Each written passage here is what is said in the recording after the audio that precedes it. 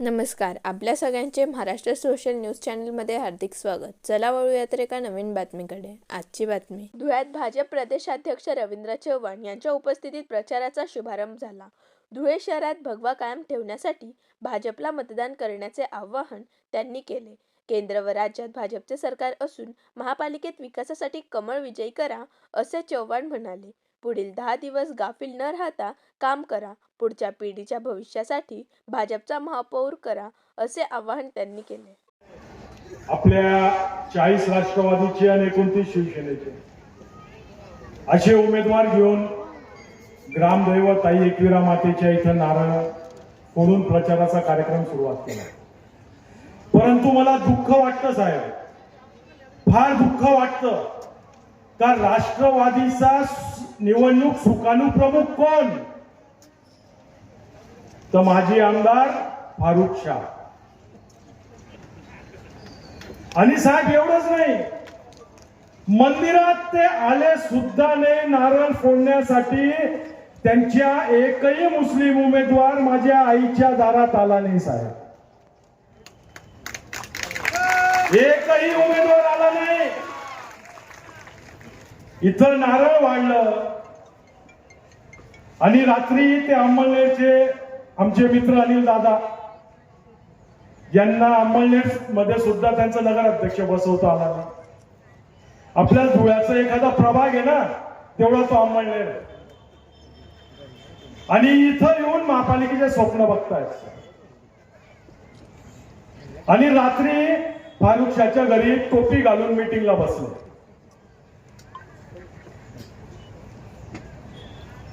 साहेब, या शहराला फार मेहनतीने या माझ्या माय मावल्यांनी, या माझ्या भावांनी भगवं केलेलं साहेब, फार मेहनतीने भगवं केलंय साहेब यांनी. आणि त्यांचे स्टेटमेंट काय? तर धुळे शहरात ज्या ज्या ठिकाणी मस्जिद आहेत, जर तुम्ही महापालिका आम्हाला दिली तर प्रॉपर्टी टॅक्स माफ करून टाकू. मी फेकत नाहीये, त्यांचे स्क्रीनशॉट सह सबूत सह माझ्याकडे आहे. साहेब अंमळनेरून आले, काल माघारीचा दिवस होता, परवा 2 तारखेला,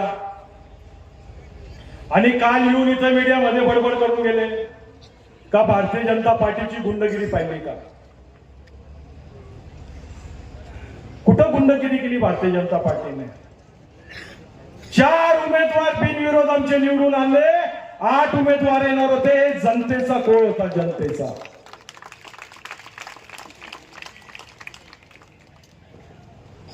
प्रभाग 5 मधला आमचा एक उमेदवार जो बिनविरोध येणार होता, एक अपक्ष मॅडम, त्या स्वतः फॉर्म घ्यायला, रिटर्न घ्यायला त्यांचा भरलेला फॉर्म परत माघारी घेण्यासाठी आरओ ऑफिसला गेले. साहेब, पायऱ्यावरनं राष्ट्रवादीवाल्यांनी त्यांना उचलून नेलं, माघारी घेऊ दिली नाही. आणि जेव्हा आमचे कार्यकर्ते त्यांच्या मागे पळाले तर त्या राष्ट्रवादीच्या लोकांनी त्यांच्या पोटात गोळ्या मारल्या, गोळ्या. मग कोण गुंड? त्या अनिल दादाला विचारा. अंमळनेर मध्ये राहून धुळे शहराविषयी बोलू नका, माहिती घ्या. तुमच्या आजूबाजूचे जे चमचे आहेत ना, ते सर्व पक्ष बदलून आता राष्ट्रवादीत आलेले. ते आमचे होते पहिले, आमचे.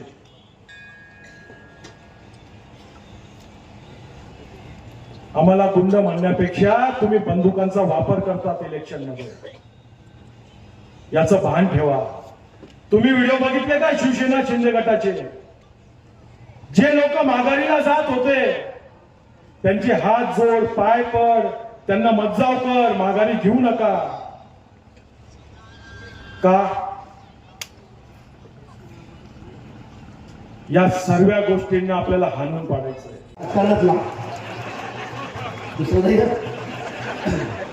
नाशिकला सांगितलं होतं 65ला आपण संस्कृत घेतल्या होत्या. जळगाव सांगितलं होतं 55 57 घेतल्या पैकी. इथे सांगितलं होतं 50 पार आपण एकाच घेतल्या होत्या. आता यावेळेला तुम्ही सांगा काय करायचं ते. 55 प्लस आणि मागच्या वर्षी थोडं बोनस मिळालं पाहिजे की नाही? 55 प्लस हा 55 प्लस 55 प्लस निश्चित या वेळेला आपल्याला 55 चा आकडा हा पार करायचा आहे.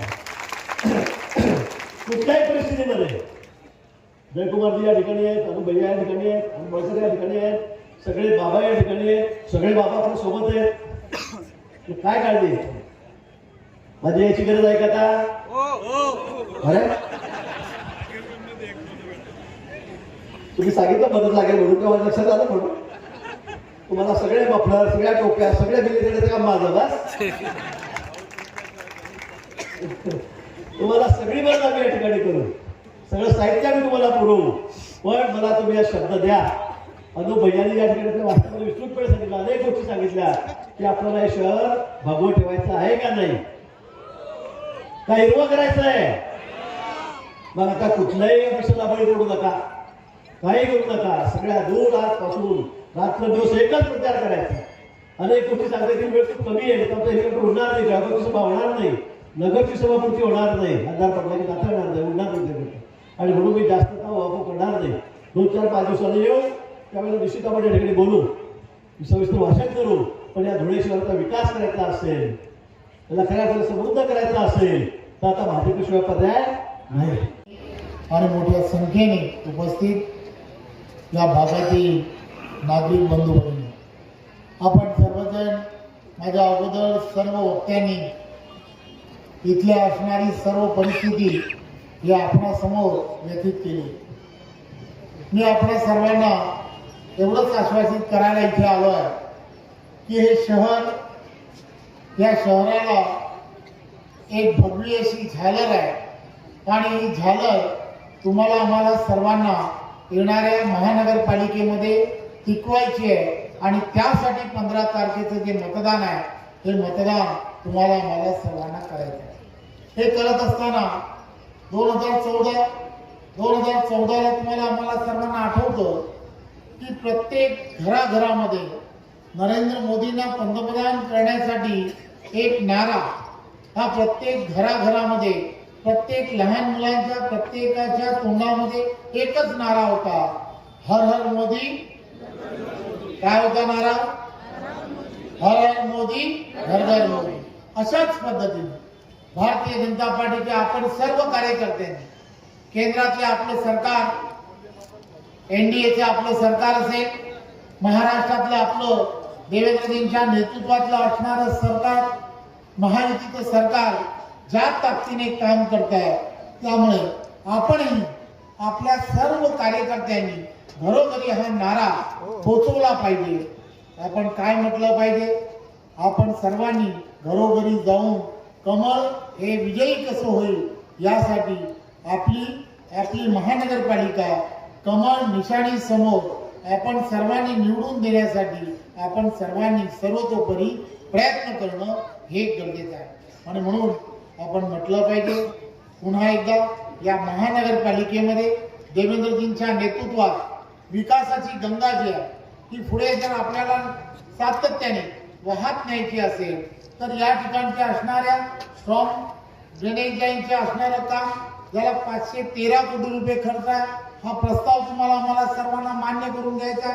इथलं असणारं तापीच्या इथून येणाऱ्या पाण्याची लाईन ही जीर्ण झालेली आहे, तोही प्रस्ताव येणाऱ्या काळामध्ये तुम्हाला आम्हाला सर्वांना मान्य करून घ्यायचा आहे.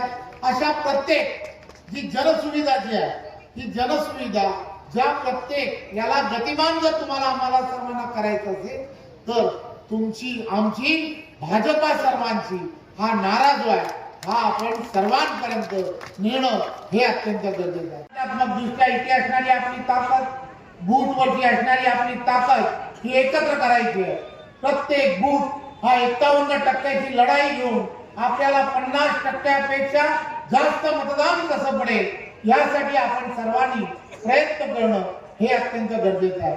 मला अभिमान आहे, मला आठवतं देवेंद्रजींच्या वाढदिवसाच्या निमित्ताने आम्ही सर्वांनी एक सेवाभावी वृत्तीने, एक संघटन, ही सेवा या दृष्टिकोनातून संपूर्ण महाराष्ट्रामध्ये असा विचार केला की होय, महाराष्ट्रामध्ये आरोग्याची व्यवस्था आणि या सगळ्या विषयासाठी रक्तदान करण्याचं आपण सर्वांनी योजलं आणि या शहराने विक्रमी रक्तदान करण्याचं काम हे या धुळे शहराने केलं होतं हे मला सांगायला आनंद होतो.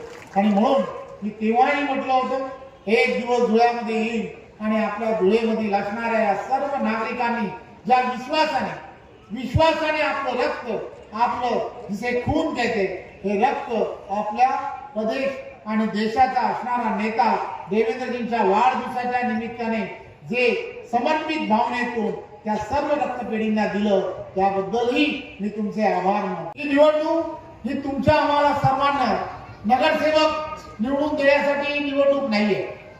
एखाद्या प्रभागातील नगरसेवक निवडून देण्यासाठी ही निवडणूक नाहीये. आपण सर्वांनी लक्षात घ्या की ही निवडणूक आपल्या पुढच्या पिढीचं असणारं भविष्य जे आहे हे भविष्य चुकीच्या लोकांच्या हातामध्ये देणं हे अत्यंत गरजेचं आहे. चुकीच्या विचाराच्या हातामध्ये देणं हे अत्यंत गरजेचं आहे. हे देऊ नये यासाठी हे मतदान तुम्हाला आम्हाला सर्वांना करायचं आहे. आणि म्हणून 15 तारखेला होणारी निवडणूक ही तुम्हा आम्हा सर्वांसाठी अत्यंत अस्तित्वाची असणारी निवडणूक आहे, प्रतिष्ठेची असणारी निवडणूक आहे. त्यामुळे प्रत्येकाने या निवडणुकीकडे पाहत असताना प्रत्येकाने आपलं मतदान आपल्या प्रभागातील असणारा प्रत्येकाने 4चा असणारा हा प्रभाग निहाय असणारा त्या ठिकाणचा असणारा प्रमुख या सर्वांनी हे 10 दिवस अत्यंत महत्वाचे आहे. जरा सुद्धा आपण गाफील राहू नये, गाफील राहायचं नाहीये, ओव्हर कॉन्फिडन्स राहायचं नाहीये. आपण 10 दिवसामध्ये देशाचे पंतप्रधान ज्या पद्धतीने 24 तासापैकी 16 तास काम करतात, देवेंद्रजी ही सुद्धा 16 तास काम करतात. सरकार राज्यामध्ये सुद्धा देवेंद्रजींच्या नेतृत्वातलं असणारं महायुतीचं सरकार आहे. त्यामुळे एक विचाराचं धुळे या महानगरपालिकेमध्ये भारतीय जनता पार्टीचा महापौर बसणं, एक विचाराचं सरकार आणणं की जेणेकरून ही जी विकासात्मक कामं आहे ती अतिशय गतिमान पद्धतीने करणं अतिशय सोपं होणार आहे. आणि म्हणून आपल्या सर्वांना मी या ठिकाणी विनंती करायला आलोय, आई एकविरेच्या खेळणी हे साकडं घालायला आलोय की तुम्हा सर्वांच्या मदतीने हा धुळे महानगरपालिकेमध्ये महापौर हा भारतीय जनता पार्टीचा करा एवढीच विनंती करतो. धन्यवाद. जय हिंद, जय महाराष्ट्र. बातमी आवडल्यास चॅनलला लाईक व सबस्क्राईब करा व दररोज अशा नवनवीन बातम्या पाहण्यासाठी चॅनलला फॉलो करा. धन्यवाद.